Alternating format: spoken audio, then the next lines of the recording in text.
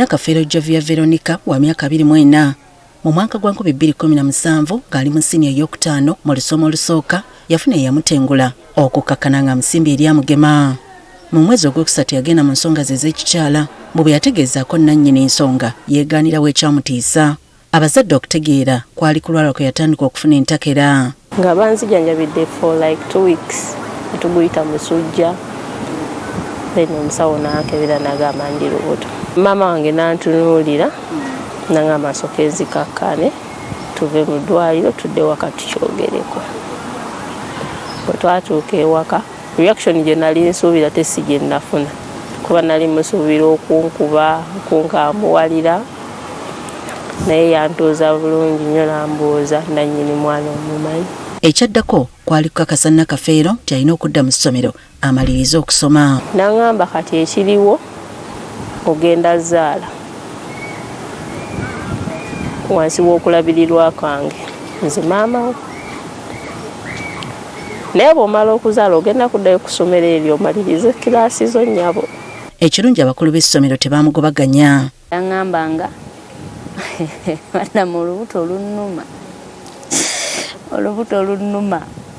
Mugamba olubuto olukuluma ate nga ne sweta agisibira eno bw'ati agisiba n'egwa eno naye nga ekigundi kiri mabega.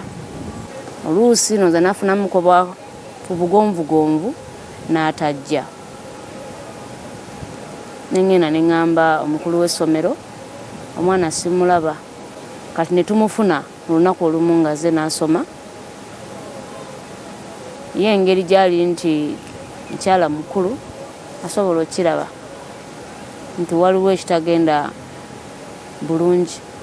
Nalwala nnyo paka nga ku myezi 6 nga mbeera ewaka ba classmates bange ne bandeetera notes nenzikopa nenzisoma nga nfuna discussions okuva mu basomesa at a time naye nga ndi waka. Mu gw'omwenda mu 2017 yasumulukuka awo n'atuulamu naye ku ssomero ne bamuwa ebibuuzo ebimalako siniya ey'okutaano ekirungi n'abiyita.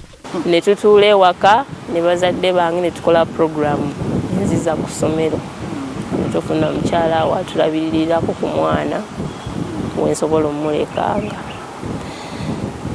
Then nga naye saakomawo third term gisoma nakomawo kola end wa term. Nakomawo mu November kola end ya third term ndabe yes nali myezi 2 ndabe oba nyingira senior 6 oba nziramu senior 5 okama nambeerera wakisa nempita. Bw'atyo yeeyongera okutula siniya ey'omukaaga. Bwe byadda omusomesa we Lawrence Nalika n'amukubira nti yali ayise. Nga ndi waka n'omusujja gwankutte. Simanyi kigenda amaaso kuba ye geography yampisawo. Nankubira n'angamba Jovia weebale kusoma wayise. Nakafeero si ye yekka ayise mu mbeera eno. Omuwala gwe tutumye Teddy bwe twamusangira ku ssomero ng'ali mu bibuuzo bye ebyakamaliza ebya siniya ey'omukaaga. Ono naye yafuna olubuto naye naawe bw'omukisa okumaliriza okusoma. Tata Shakuru yali mukwano gwange eddako nali mu P7 nga yali mu senior 1 nankubira. Bwe yankubira ningendayo nenkomawo ku ssomero kati lwali olunaku lumu bakola olunaku sikyalujjukira ne batukuŋŋaanya abawala nga bagenda tukebera pregnancy. Nange nali simanyi ne tugenda nansi n'atukebera results nezivaayo nga ndi lubuto. Ng'akunyumiza emboozi ye amaziga oluusi gamuyitamu naye olw'obuwagizi okuva mu basomesa be kimuleetera okuguma. Olunaku ne lutuukako bwe baali bagoba school fees ne tugenda naye mami twamusanga taliyo ne bagenda ne bamuyita najja oyajja ne bamugamba madamu n'amunnyonnyola buli kimu n'amugamba mbu mbadde ntidde nga mmanyi agenda funa obuzibu. Kale mami n'awuliramuko obusungu ne bamugamba tabaako kintu kyakola yadde n'ekimu nti n'ensoli zibeerawo. Mu kaweefube bw'okuyamba abaana bwe bati beeyongereyo n'emisomo gyabwe, omusomesa Lawrence Nalika yazimba ekijjukizo okulabirako nti tebalina kusuulibwa ttale. Kiraasi eyo yennyini omwali Jovia kubanga yali akola art ne tukizimba basobole okimanya nti ne mu environment we tuli wano eno otunulanga alaba tewali kintu naye ate osobola okukozesa ebintu ebiki amayinja gonna twagalonda wano ku compound. Ng'akyesigamiza ku mboozi ya Jovian Nakafeero agamba nti wadde nga si kirungi omwana okuzaala nga muto naye buvunaanyizibwa bwa buli muntu naddala amusinga obukulu okumulambika n'okumubudaabuda. Afuna okusomoozebwa because afunye obuvunaanyizibwa. Alina obuvunaanyizibwa ku bitabo bye, alina obuvunaanyizibwa ku mwana. Kati okusomoozebwa kwonna kw'aba asanze kye kisenge kino.